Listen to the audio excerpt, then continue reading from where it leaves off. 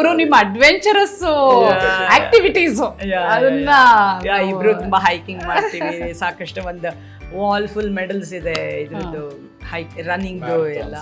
ನಿಮ್ಮ ಅಮ್ಮ ಅಮ್ಮ ಅವರಿಗೆ ಏಜು ಅವ್ರಿಗೀಗ 80 ಆಗುತ್ತೆ. ನೋಡಿ ಅವರು 80 ಅಂತೆ ಏಜು. ಸ್ಕೈ ಡೈವಿಂಗ್ ವಯಸ್ಸಿನಲ್ಲಿ ಸ್ಕೈ ಡೈವಿಂಗ್ ಆಗ್ಲಿ 70+ ಆಗ್ಲಿ ಸ್ಕೈ ಡೈವಿಂಗು ಇಮ್ಯಾಜಿನ್ ಮಾಡ್ಕೊಳಕ್ ಆಗಲ್ಲ. ಅವರಿಗೆ ಆ ಏಜ್ ಅಲ್ಲಿ ಸ್ಕೈ ಡೈವಿಂಗ್ ಮಾಡ್ಬೇಕಂದ್ರೆ ಬಹಳ ಧೈರ್ಯವಂತರಾಗಿರ್ಬೇಕು. ಅವರನ್ನು ಮಾತಾಡ್ಸೋಣ. ಎಷ್ಟೋ ಸಲ ಏನಂತೆ, ಕೆಲವರಂತೂ ಅಯ್ಯೋ ನನ್ಗೆ 50 ಆಯ್ತು, ಅಯ್ಯೋ ನಂಗೆ 60 ಆಯ್ತು, ಇನ್ ಮಾಡಕ್ಕಾಗಲ್ಲ. ಅಲ್ಲ, ಎಷ್ಟು ವರ್ಷ ಆಗುತ್ತೋ ನಾವು ಆಕ್ಟಿವ್ ಆಗಿದ್ದಷ್ಟು. ಎಲ್ರು ಹಾಫ್ ಮ್ಯಾರಥಾನೇ ಮಾಡ್ಬೇಕಲ್ಲ, ಬಟ್ ದಿನ ಆಕ್ಟಿವಿಟಿ ಇಟ್ಕೋಬೇಕು. Workout regular. ಸುಮನ್ ಅಂತೂ ದಿನಕ್ಕೆ ಸುಮಾರು 2 hours ಜಿಮ್ ಅಲ್ಲಿ ಇರ್ತಾಳೆ. ಓಕೆ, ಏನೇನ್ ಮಾಡ್ತೀರಾ ಮ್ಯಾಮ್? ಅದ್ ಮಾಡಿದ್ರೇನೆ ನಂಗೆ ಮನಸ್ಸಿಗೆ ಗೊತ್ತರ ನೆಮ್ಮದಿ. ಜಿಮ್ಗೆ ರೆಗ್ಯುಲರ್ ಆಗಿ ಸುಮನ್ ಹೋಗಿ 2 hours ವರ್ಕೌಟ್ ಮಾಡೋದು ಎಲ್ಲ ಇದೆ. ನಿಮ್ಮ ಟ್ರಾವೆಲ್ ಬಗ್ಗೆನೂ ಈಗ ನೋಡಿ ನಮಗೆ ಖುಷಿ ಆಯ್ತು. ಟ್ರಾವೆಲ್ ಬಗ್ಗೆ ಒಂದಿಷ್ಟು ವಿಷಯಗಳು ಹೇಳಿ. ಹೇಗೆ ನಿಮ್ದು? ನಾನ್ ಕೇಳಲ್ಪಟ್ಟಿದ್ದೀನಿ ಇವರು ಮ್ಯಾಮ್ ಸಖತ್ತು ಅಡ್ವೆಂಚರಸ್ ಇದಾರೆ ಅಂತ. ಸೊ ನೀವು ನಿಮ್ಮಿಬ್ರು ಇದ್ರಲ್ಲಿ ಹೇಗಿತ್ತು ಕಂಪ್ಯಾನಿಯನ್? ಇಬ್ಬರಿಗೂ ಇಂಟ್ರೆಸ್ಟ್ ಇರೋದ್ರಿಂದ ಅಲ್ಲಿರೋ ಥೀಮ್ ಪಾರ್ಕ್ಸ್ ಏನಂತೀವಿ ಅಲ್ಲೆಲ್ಲಾ ಕಡೆನೂ ಹೋಗಿದ್ದೀವಿ. ಎಲ್ಲಾ ತರದ ರೈಡ್ಸ್ ಮೇಲೂ ಕೂತಿದೀವಿ. ವೈಟ್ ವಾಟರ್ ರಾಫ್ಟಿಂಗ್ ಮಾಡಿದೀವಿ, ಪ್ಯಾರಾಸೇಲಿಂಗ್, ಸುಮನ್ ಅಂತೂ ಸ್ಕೈ ಡೈವಿಂಗ್, ಮತ್ತೆ ಮತ್ತೆ ರೋಡ್ ಟ್ರಿಪ್ಸ್ ಸುಮಾರು ಮಾಡಿದ್ದೀವಿ. US ಅಲ್ಲಿ ರೋಡ್ಸ್ ಅಲ್ಲಿ ಡ್ರೈವ್ ಮಾಡೋ ಮಜಾನೇ ಬೇರೆ, ತುಂಬಾ ಚೆನ್ನಾಗಿರುತ್ತೆ. ಸೊ ನ್ಯೂಯಾರ್ಕ್ ಕಡೆ ಹೋಗೋದು, ಅಲ್ಲಿ ಹೋಗಿ ಸುಮಾರು 15 ದಿನ 2000 ಮೈಲಿ ಡ್ರೈವ್ ಮಾಡ್ಕೊಂಡು ಬೇರೆ ಬೇರೆ ಊರುಗಳು ನೋಡೋದು. ಆಮೇಲೆ ಮೆಕ್ಸಿಕೋವರೆಗೂ ಡ್ರೈವ್ ಮಾಡಿದೀವಿ, ಕೆನಡಾ ಒಳಗೆಲ್ಲ. ಒಂದು ಬಾಲಿವುಡ್ ಮೂವಿದು ಯಾವ್ದೋ ಹೇಳ್ತಿದ್ದೀರಾ ಅನಿಸ್ತಿದೆ, ಲಾಂಗ್ ಡ್ರೈವ್. ಅಲ್ಲಿ ತುಂಬಾ ಅಲ್ಲದೆ ಬೇರೆ ದೇಶಗಳು ಸಾಕಷ್ಟು. ಬಾಲಿವುಡ್ ವರ್ಗೂ ಯಾಕೆ ಹೋಗ್ತೀರಾ? ನಮ್ದೇ ಅಲ್ವಾ ಒಬ್ರು ನಮ್ ಸಿನಿಮಾ ಅದೇ ಮಾಡಿದ್ ನಾವು. ಹೌದು, ನಿಮ್ ಪ್ರೊಡಕ್ಷನ್ ಅಲ್ಲಿ ಬಂದಿತ್ತು. ಒಬ್ರು ಅದೇ ತಾನೇ, ಕೆನಡಾಯಿಂದ ಮೆಕ್ಸಿಕೋ ಕೆನಡಾ ಬಾರ್ಡರ್ ಹೋಗೋದೇ ಸ್ಟೋರಿ ಅದು. ಈಗ ನೆನಪಾಯ್ತು, ನಾನು ಲಾಸ್ಟ್ ಇಂಟರ್ವ್ಯೂ ಅಲ್ಲಿ ಮಾತಾಡಿದಾಗ ನಿಮ್ಮ ಸಿನಿಮಾ ಪ್ರೊಡಕ್ಷನ್ ಅದ್ರ ಬಗ್ಗೆ ಸ್ವಲ್ಪ ಹೇಳಿ. ನಿಮ್ಮ ಓನ್ ಪ್ರೊಡಕ್ಷನ್ ಸ್ಟಾರ್ಟ್ ಮಾಡಿದ್ರಿ. ಸೊ ಅದು ಬಬ್ರು ಸಿನಿಮಾ ಏನಾಗ್ತದೆ, ಗ್ರೇ ಅನ್ನೋದು ಒಂದು ಈ ಪೈರಸಿ ಬಗ್ಗೆ ಒಂದು ಶಾರ್ಟ್ ಮೂವಿ ಮಾಡಿದ್ರು ಸುಜಯ್ ರಾಮಯ್ಯ ಅಂತ. 4 ನಿಮಿಷದ ಇದು. ಈಗ ಗೊತ್ತಲ್ಲ, ಇವತ್ತಿಗೂ ಅದೇ ಪ್ರಾಬ್ಲಮ್ ನಡೀತಾನೆ ಇದೆ. ಅಂದ್ರೆ ಒಂದು ಮೂವಿ ರಿಲೀಸ್ ಆಗೋದ್ರಲ್ಲಿ ಅದ್ರ ಪೈರಸಿ ಕಾಪಿ ಬಂದ್ಬಿಟ್ಟಿರುತ್ತೆ, ಎಲ್ಲ ಆಗುತ್ತೆ. ಸೊ ಅದ್ರ ಬಗ್ಗೆ ಒಂದು ಗ್ರೇ ಅಂತ ಮಾಡಿದ್ವಿ. ಆ ಟೈಮಲ್ಲಿ ಸುಜಯ್ ರಾಮಯ್ಯ ನಾವೆಲ್ಲ ಒಟ್ಟು ಸೇರಿ ಮಾಡಿದಾಗ ಅವ್ರಿಗೆ ಐಡಿಯಾ ಬಂತು, ಈ ಥರದೊಂದು ಸಿನಿಮಾ ಮಾಡಬೇಕಿಲ್ಲಿ ಅಂತ. ಸೊ ಆಗ ಇದು ಮಾಡಿ ಒಂದು ಸ್ಟೋರಿ ಮಾಡಿಕೊಂಡು ಎಲ್ಲರೂ ಸೇರಿ ಒಟ್ಟು ಅಲ್ಲಿ ಮೊದಲನೇ ಕನ್ನಡ ಚಲನಚಿತ್ರ ಪೂರ್ತಿ ಅಲ್ಲೇ ಮಾಡಿದ್ದು. ಹೌದಾ? ಇಲ್ಲಿ ಸುಮಾರು ಸಿನಿಮಾಗಳು ಅಮೆರಿಕಾದಲ್ಲಿ ಶೂಟಿಂಗ್ ಎಲ್ಲ ಮಾಡಿದ್ದಾರೆ. ಬಟ್ ಇಲ್ಲೊಂದು ಸ್ವಲ್ಪ ಕತೆ ಇರುತ್ತೆ, ಆಮೇಲೆ ಅಲ್ಲಿಗೆ ಬರತ್ತೆ, ಅಥವಾ ಅಲ್ಲಿದ್ದು ಆಮೇಲೆ ಇಲ್ಲಿಗೆ ಬರೋದು, ಈ ತರ ಸುಮಾರು ಆಗತ್ತೆ. ಬಟ್ ನಮ್ಮ ಸಿನಿಮಾ ಫಸ್ಟ್ ಫ್ರೇಮ್ ಇಂದ ಲಾಸ್ಟ್ ಫ್ರೇಮ್ ವರೆಗೂ ಬರೀ ಅಲ್ಲೇ ಮಾಡಿರೋದು. ಅಂದ್ರೆ ನಿಮಗೆ ಅಲ್ಲಿ ಏನು ಚಾಲೆಂಜಸ್ ಫೇಸ್ ಮಾಡ್ಲಿಲ್ವಾ? ಹೇಗೆ? ಯಾಕಂದ್ರೆ ಚಾಲೆಂಜಸ್ ಅಂದ್ರೆ ಇವಾಗ ನಾವು ಟೀಮ್ ಇದ್ದಿದ್ದೆ ಆನ್ ಎ ಗುಡ್ ಡೇ ಅಂತ ಹೇಳ್ತಿದ್ದೆ. ಹಾಗೆ ಎಲ್ಲರಿಗೂ ರಜಾ ಇದ್ದು ಎಲ್ಲ ಹೊಂದಿಕೆ ಆದ್ರೆ ಒಂದು 12 ಜನ ಇರ್ತಿದ್ವಿ ಸೆಟ್ ಅಲ್ಲಿ. ಇಲ್ಲಾಂದ್ರೆ ಒಂದು 8 ಜನ ಎಲ್ಲ ಕೂಡ ಕೆಲಸ ಮಾಡಿದ್ವಿ. ಅಷ್ಟೇ ಜನದಲ್ಲಿ ನಾವು ಸಿನಿಮಾ ಮಾಡಿದ್ವಿ. ಸೊ ಆ ತರ ಮಾಡಿದ್ವಿ. ಚಾಲೆಂಜಸ್ ಇರುತ್ತೆ, ಅಂದ್ರೆ ಶಾರ್ಟ್ ಸ್ಮಾಲ್ ಟೀಮ್ ಆದಾಗ ಪರ್ಮಿಷನ್ಸ್ ಎಲ್ಲ ಒಂದೇನಂದ್ರೆ ತಗೊಳ್ಳೋದಿದು. ಬಟ್ ತಗೊಂಡ್ಮೇಲೆ ಮಾಡೋದು ತುಂಬಾ ಈಸಿ. ಪರ್ಮಿಷನ್ಸ್ಗೆ ಯಾರು ಬಂದ್ ಮಧ್ಯ ನಿಮ್ಗೆ ತೊಂದರೆ ಮಾಡೋದು ಅದೆಲ್ಲ ಇಲ್ಲ. ಏರ್ಪೋರ್ಟ್ ಅಲ್ಲೆಲ್ಲ ಶೂಟಿಂಗ್ ಮಾಡಿದಾಗ್ಲೂ ಅಷ್ಟೇ. ಸಾಕ್ರಮೆಂಟೊ ಏರ್ಪೋರ್ಟ್ ಅಲ್ಲಿ ಶೂಟ್ ಮಾಡಿದ್ವಿ. ಅವ್ರು ಹೇಳಿದ್ರು, ಸ್ಪೆಸಿಫಿಕ್ ಆಗಿ ಪರ್ಮಿಷನ್ ಕೊಟ್ಟು ಹೇಳಿದ್ರು, ಈ ಜಾಗ ಅಂತ ಡೆಸಿಗ್ನೇಟ್ ಮಾಡಿರ್ತಾರೆ, ಇಲ್ಲಿ ಶೂಟ್ ಮಾಡಿ. ಕಸ್ಟಮರ್ಸ್ಗೆ ಅಂದ್ರೆ ಟ್ರಾವೆಲ್ ಮಾಡೋರ್ಗೆ, ಟ್ರಾವೆಲರ್ಸ್ ಯಾರಿಗೂ ತೊಂದರೆ ಆಗ್ಬಾರ್ದು, ಈ ಜಾಗದಲ್ಲಿ ಮಾಡಿ. ಬಟ್ ಅಲ್ಲಿ ನಮ್ಗೆ ಬೇರೆ ಯಾರಿಂದನೂ ತೊಂದರೆನೂ ಆಗ್ತಿರ್ಲಿಲ್ಲ ಆ ತರ. ಆಮೇಲೆ ಇದು ಸುಮಾರು ಕಡೆ ಹೇಳಿ ಹಾಗೆ, ಒಂದಿನ ಅಂತೂ ಯಾವ್ದೋ ರಸ್ತೆನಲ್ಲಿ ಶೂಟ್ ಮಾಡ್ತಾ ಇದ್ವಿ, 2 ಕಾರು ಎಲ್ಲ ನಿಲ್ಲಿಸ್ಕೊಂಡು ಎಲ್ಲ. ಸೊ ಅಲ್ಲಿ ಡ್ರೈವ್ ಮಾಡ್ತಿದ್ದವ್ರು ಬೇರೆಯವ್ರು ಏನು ಅನ್ಕೊಂಡ್ರು, ಮೋಸ್ಟ್ಲಿ ಏನೋ ಕಾರ್ ಕೆಟ್ಟೋಗಿದೆ, ಏನೋ ಹೆಲ್ಪ್ ಬೇಕೇನೋ ಆ ಥರ ಅನ್ಕೊಂಡ್ರು. ಸೊ ತಕ್ಷಣ ಪೊಲೀಸಿಗೆ ಕಾಲ್ ಮಾಡಿದ್ದಾರೆ. ಅವ್ರನ್ನ ನಿಲ್ಸಿಲ್ಲ. ಜನರಲಿ ಅಲ್ಲಿ ಹಂಗೆ ಆಯ್ತು, ಏನಾದ್ರು ಇದಾದ್ರೆ ತಕ್ಷಣ 911 ಕಾಲ್ ಮಾಡ್ತಾರೆ, ಯಾರೋ ಏನೋ ದೇ ಆರ್ ಇನ್ ಟ್ರಬಲ್ ಅನ್ನೋ ಥರ. ಸೊ ಕಾಲ್ ಮಾಡಿದ್ರು. ಸ್ವಲ್ಪ ಹೊತ್ತಾದ್ಮೇಲೆ ಪೊಲೀಸ್ನವ್ರು ಬಂದ್ರು. ನಾವ್ ಯಾಕಪ್ಪ ಪೊಲೀಸ್ನವ್ರು ಬರ್ತಾರೆ ಏನು ಅಂತ ಅನ್ಕೊಂಡ್ರೆ, ಅವ್ರು ಬಂದು ಇಸ್ ಎವ್ರಿಥಿಂಗ್ ಓಕೆ ಅಂತ ಕೇಳಿದ್ರು, ಏನು ತೊಂದರೆ ಇಲ್ವಾ ಏನು ಅಂತ. ಇಲ್ಲ, ನಾವೇನೋ ಒಂದು ಈ ಥರ ಒಂದು ಮಾಡ್ತಿದೀವಿ ಅಂತ ಹೇಳಿದ್ವಿ. ಅವ್ರು ತಕ್ಷಣ ಇಲ್ಲಿ ಮಾಡಬೇಡಿ, ಇನ್ನೊಂದು ಸ್ವಲ್ಪ ಮುಂದೆ ಹೋದ್ರೆ ಇನ್ನೊಂದು ರೋಡ್ ಇದೆ, ಅಲ್ಲಿ ಮಾಡಿ, ನಿಮ್ಗೆ ಅಲ್ಲಿ ಇನ್ನೂ ಟ್ರಾಫಿಕ್ಕು ಕಮ್ಮಿ ಇರುತ್ತೆ, ಆರಾಮಾಗಿ ಮಾಡ್ಕೊಳ್ಳಿ, ಯಾರಾದ್ರೂ ಕೇಳಿದ್ರೆ ನಾನು ಅಲ್ಲಿ ಕಳಿಸ್ದೆ ಅಂತ ಹೇಳಿ ಅವ್ರ ನಂಬರು ಕೊಟ್ಬಿಟ್ಟು ಹೋದ್ರು. ಯಾರಾದ್ರೂ ಕೇಳಿದ್ರೆ ನನಗೆ ಫೋನ್ ಮಾಡಿ, ನಾನು ಅವ್ರಿಗೆ ಹೇಳ್ತೀನಿ, ನಾನು ನಿಮ್ಗೆ ಹೇಳಿದೀನಿ ಅಂತ ಹೇಳಿ ವಿಶ್ ಮಾಡ್ಬಿಟ್ಟು ಹೋದ್ರು. ಎಷ್ಟು ಕೋಆಪರೇಟಿವ್ ಸಪೋರ್ಟಿವ್ ಅಲ್ವಾ? ಚೆನ್ನಾಗಿ ಆಯ್ತು ಅದು. ಸೊ ನಮಗ್ ತುಂಬಾ ಹೆಮ್ಮೆ ಇದೆ ಅಂತ. ಡೈರೆಕ್ಷನ್ ಇಲ್ಲ, ಸುಜಯ್ ರಾಮಯ್ಯ ಮಾಡಿದ್ದು. ಅಲ್ಲಿ ಕನ್ನಡಿಗರೇ, ಅಲ್ಲಿ ಎಲ್ಲರೂ ಅಲ್ಲೇ. ಮ್ಯೂಸಿಕ್ ಮಾತ್ರ ಇಲ್ಲಿ ಪೂರ್ಣ ಅವ್ರು ಮಾಡಿದ್ರು. ಆ ಮ್ಯೂಸಿಕಲ್ಲೂ ಸ್ವಲ್ಪ ಡಿಫ್ರೆಂಟ್ ಆಗಿ ಮಾಡಿದ್ವಿ. ಆಕಪೆಲ್ಲಾ ಅಂತ ಯೂಸ್ ಮಾಡಿದ್ವಿ, ಅಂದ್ರೆ ವಿತೌಟ್ ಇನ್ಸ್ಟ್ರೂಮೆಂಟ್ಸ್ ಸಾಂಗ್ಸ್ ಎಲ್ಲ ಅದನ್ನ ಮಾಡಿದ್ವಿ. ಆಮೇಲೆ ಒಂದು ಸ್ಪ್ಯಾನಿಷ್ ಸಾಂಗ್ ಇದೆ, ಮೆಕ್ಸಿಕೋನಲ್ಲಿ ಯಾರೋ ಲೇಡಿ ನಮ್ಮ ಸಿನಿಮಾ ಈ ಥರದ್ದು ಕೇಳಿ ಒಂದು ಸ್ಪ್ಯಾನಿಷ್ ಸಾಂಗ್ನ ನಮಗೋಸ್ಕರ ಮಾಡಿಕೊಟ್ರು. ಆಮೇಲೆ ಸ್ಪ್ಯಾನಿಷ್ ಲ್ಯಾಂಗ್ವೇಜ್ ಯೂಸ್ ಮಾಡಿದ್ದೀವಿ, ಆಮೇಲೆ ಇಂಗ್ಲೀಷ್ ಇದೆ, ಕನ್ನಡ ಇದೆ. ಅಂದರೆ ಕನ್ನಡ ಸಿನಿಮಾ ಅಂದ ತಕ್ಷಣ ಎಲ್ಲ ಫ್ರೇಮಲ್ಲೂ ಕನ್ನಡ ಇರೋಕ್ಕೆ ಸಾಧ್ಯ ಇಲ್ಲ, ಅಲ್ಲಿ ಯಾರೋ ಅಮೇರಿಕನ್ ಬಂದು ಕನ್ನಡ ಮಾತಾಡೋಕ್ಕಾಗಲ್ಲ. ಸೊ ನಾವು ಅದನ್ನೆಲ್ಲ ಮಿಕ್ಸ್ ಮಾಡ್ಕೊಂಡು ಎಲ್ಲಿ ಕನ್ನಡದವ್ರು ಮಾತಾಡಬೇಕೋ ಅಲ್ಲಿ ಕನ್ನಡ, ಎಲ್ಲಿ ಇಂಗ್ಲೀಷ್ ಬೇಕೋ ಹಾಗೆ ಆ ಥರ ಮಾಡಿ ಡಿಫ್ರೆಂಟಾಗಿ ಮಾಡಿದ್ವಿ. ಆಮೇಲೆ ಅಮೇರಿಕಾ ಅಂದ ತಕ್ಷಣ ಎಲ್ಲರೂ golden gate bridge, New York, time square ಅನ್ಕೊಂಡು ತೋರಿಸ್ತಾರೆ. ನಾವು ಇದ್ರ ಸಿನಿಮಾಲಿ ಆ ಥರದ್ದು ಏನೂ ತೋರಿಸ್ಲಿಲ್ಲ. ಆ ಥರ ಬೇರೆ ರೆಡ್ ವುಡ್ ಫಾರೆಸ್ಟು ಈ ಥರದ ಜನ ನೋಡಿಲ್ದೇ ಇರೋ Unseen ಜಾಗಗಳನ್ನ ತೋರ್ಸೋಣ ಅಂತ ಅದು ಉದ್ದೇಶ. ಕಥೆನೂ ಆ ತರನೇ ಇದೆ, ಇಲ್ಲೆಲ್ಲ ಯಾರು ನೋಡಿಲ್ದೇ ಇರೋ ತರದ್ದು ಕಥೆ.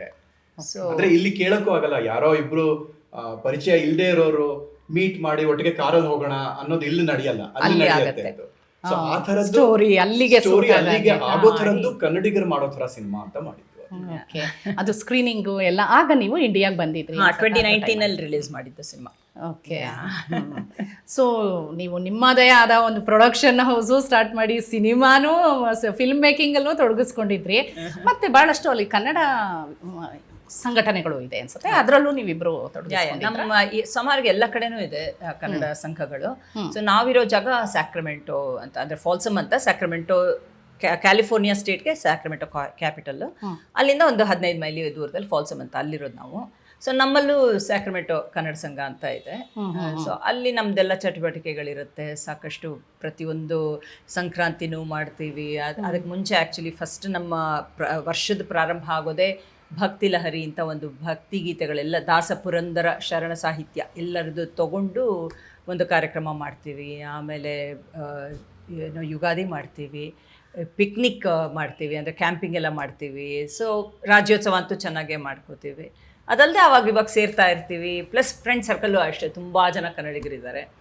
ಆ್ಯಂಡ್ ಎಲ್ಲದಕ್ಕಿಂತ ಆಗಲೇ ಮಾತಾಡ್ತಿದ್ವಲ್ಲ ಹಾಗೆ ಕನ್ನಡ ಮಕ್ಕಳಿಗೆ ಕನ್ನಡ ಕಲಿ ಅಂತ ಒಂದು ಕ್ಲಾಸಸ್ ಎಲ್ಲ ಮಾಡಿಸ್ತಾರೆ ಸಂಘಗಳಲ್ಲಿ. ಸೊ ಆದಷ್ಟು ಮಕ್ಕಳಿಗೆ ಓದೋದು ಬರೆಯೋದು ಎಲ್ಲ ಕನ್ನಡ ಹೇಳ್ಕೊಡ್ಬೇಕು ಅನ್ನೋ ಒಂದು ಹೆಸರಿಗಷ್ಟೇ ವಿದೇಶದಲ್ಲಿ ಇರ್ತಾರೆ, ಬಟ್ ವಾತಾವರಣ ಎಲ್ಲ ನೀವೇ ಕ್ರಿಯೇಟ್ ಮಾಡಿಕೊಂಡು ಅಲ್ಲಿ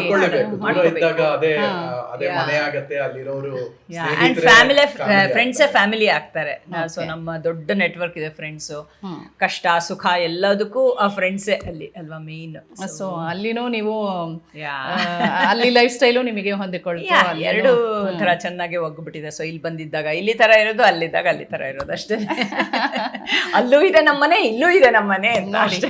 ನೀವೇ ಅದೃಷ್ಟವಂತರು, ಅಲ್ಲಿದೆ ಅಲ್ಲೂ ಇಲ್ಲಿ ಎರಡು ತರ ಲೈಫ್ ಸ್ಟೈಲ್. ಸೊ ನೆಕ್ಸ್ಟ್ ನೀವು ಅಲ್ಲಿ ಬಂದ್ ಮಾಡ್ಬೇಕು, ಯಾಕಂದ್ರೆ ಇದು ಅಪ್ಪ ಅಮ್ಮನ ಜೊತೆ ಇರ್ತೀನಿ, ಇದು ಇಲ್ಲಿ ಈ ಮನೆ, ಆಮೇಲೆ ಅಮೆರಿಕಾಗ್ ಬಂದು ಅಲ್ಲಿ ಮನೆದ್ ಮಾಡ್ಬೇಕು. ಶೋರ್ ಮ್ಯಾಮ್, ಅಲ್ಲಿ ಹೋಮ್ ಟೂರೇ ಮಾಡೋಣ.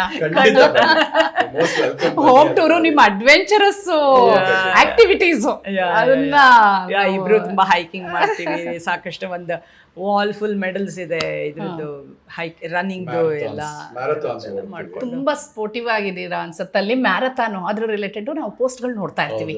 ಸೊ ನೀವು ಪೋಸ್ಟ್ ಹಾಕ್ಬೇಕಾದ್ರೆ ನಮಗೆ ಅನ್ಸುತ್ತೆ, ಒಬ್ಬ ಏನ್ ಯಾವಾಗ ಇವರು ಡೇ ಸ್ಟಾರ್ಟ್ ಮಾಡ್ತಾರೆ, ಯಾವಾಗ ಎಲ್ಲಿ ಏನೇನ್ ಮಾಡ್ತಿರ್ತಾರೆ ಅಂತ ನಾವು ಯೋಚನೆ ಮಾಡ್ತಾ ಇರ್ತೀವಿ. ಸೊ ಮ್ಯಾರಥಾನು ಆ ಥರದ್ದೆಲ್ಲ ಅದ್ರ ಬಗ್ಗೆ ಒಂದಿಷ್ಟು ಹೇಳಿ. ಟ್ರೆಕ್ಕಿಂಗು ಆ ಥರದ್ದು, ಮ್ಯಾರಥಾನು ಆ ಥರ, ಅದ್ರ ರಿಲೇಟೆಡು. ಮತ್ತೆ ಇನ್ನೊಂದು ಸರಿ ನಾನು ನಿಮ್ಮ ಅಮ್ಮ ಅವರಿಗೆ ಏಜು ಅವ್ರಿಗೀಗ 80 ಆಗುತ್ತೆ. ನೋಡಿ ಅವರು 80 ಏಜು.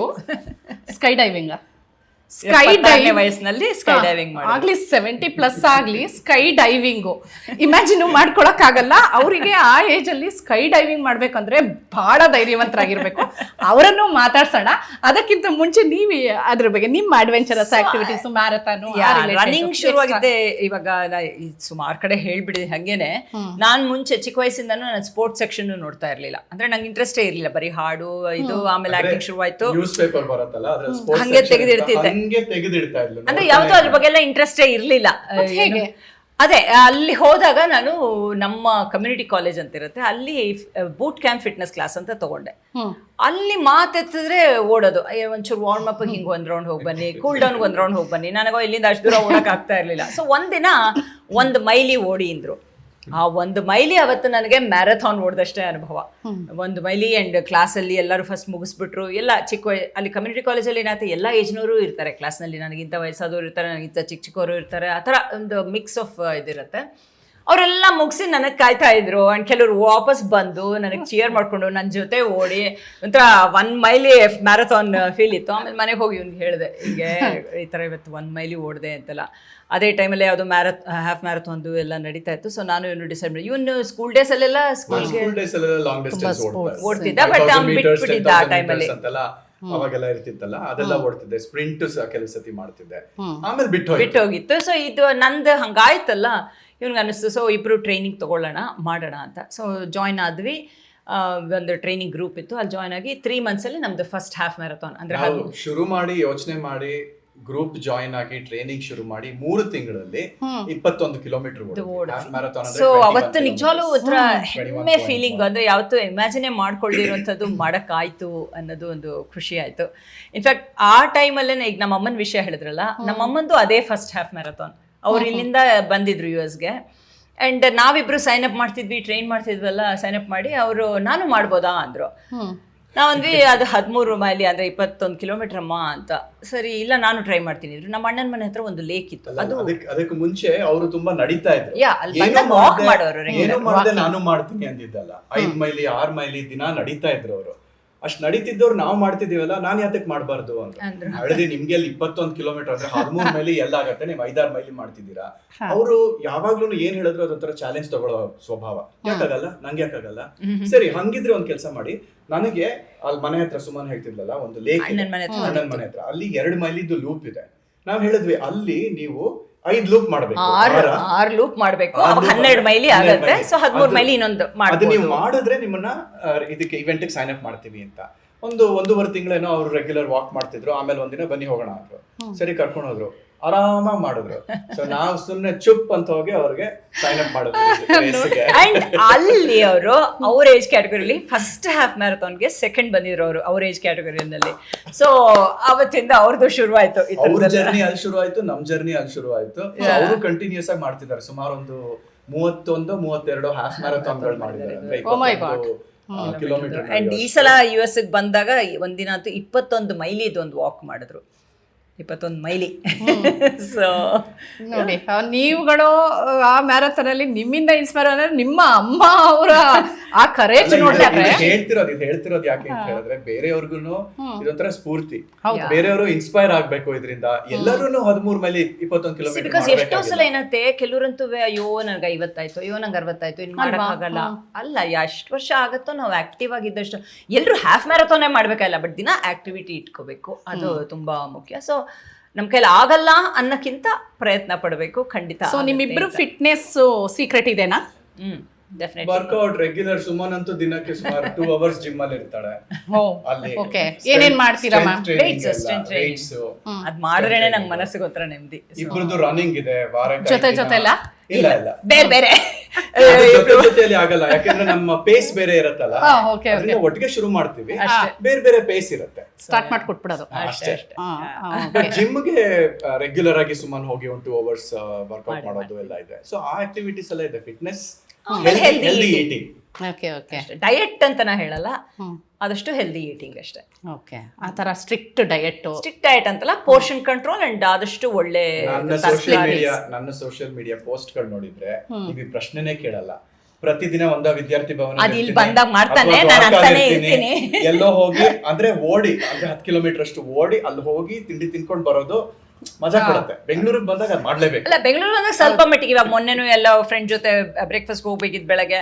ಸೊ ಮನೆಯಿಂದ ನಡ್ಕೊಂಡು ಹೋದ್ವಿ, ಅಲ್ಲಿ ತಿಂದ್ಮೇಲೆ ಮತ್ತೆ ನಡ್ಕೊಂಡೇ ಬಂದ್ವಿ. ಆ ತರ ಅವ್ರು ಹೇಳೋದು, ವಿದ್ಯಾರ್ಥಿ ಭವನಲ್ಲಿ ಬೆಣ್ಣೆ ಮಸಾಲ ತಿನ್ಬಿಟ್ಟು ಫಿಟ್ನೆಸ್ ಈ ಸೀಕ್ರೆಟ್ ಹೇಳ್ಬಿಟ್ರೆ ಜನ ಏನ್ ಅದಕ್ಕೆ ಯಾವಾಗ್ಲೂ ಮಾಡಕ್ಕಾಗಲ್ಲ. ಬೆಂಗಳೂರಿಗೆ ಬಂದಾಗ ಕೆಲವು ಸತಿ ಅದು ಮಾಡ್ಬೋದು, ಮಾಡಿದಾಗ ಸುಮ್ನೆ ಹೋಗಿ ತಿನ್ಕೊಂಡ್ಬರೋದು. ಲಾಲ್ಬಾಗ್ 10 ಕಿಲೋಮೀಟರ್ ಎಲ್ಲೋ ಒಂಚೂರ ಬೆಣ್ಣೆ ಒಂದ್ ಸ್ವಲ್ಪನಾರು ಕರಗತ್ತೆ ಅಂತ ಮನಸ್ಸಿಗೆ ಸಮಾಧಾನ ಆಯ್ತಪ್ಪ, ನಾ ಸುಮ್ನೆ ತಿನ್ಲಿಲ್ಲ, ವರ್ಕೌಟ್ ಮಾಡಿ ತಿಂದೆ, ನಮಗ್ ನಾವ್ ಹೇಳ್ಕೊಡೋದು. ಈಗ ಒಂದಿಷ್ಟು ಜೋವಿಯಲ್ ಕ್ವಶನ್ಸ್ ನಿಮ್ಮಿಬ್ರಿಗೆ. ಬಹಳ ಸೀರಿಯಸ್ ಆಗಿ ನಿಮ್ಮ ಇದು ಎಲ್ಲದ್ರಲ್ಲೂ ಈಗ ಲವ್, ಫ್ರೆಂಡ್ಶಿಪ್, ಮದ್ವೆ ಎಲ್ಲ ಕೇಳಾಯ್ತು.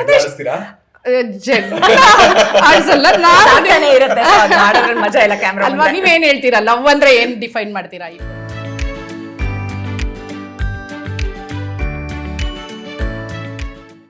ವಿಶ್ವವಾಣಿ TV ಸ್ಪೆಷಲ್ನಲ್ಲಿ ಸೆಲೆಬ್ರಿಟಿ ಲೈಫ್ ಸ್ಟೈಲ್ ಈ ಕಾರ್ಯಕ್ರಮ ನೋಡ್ತಾ ಇದ್ದೀರಾ.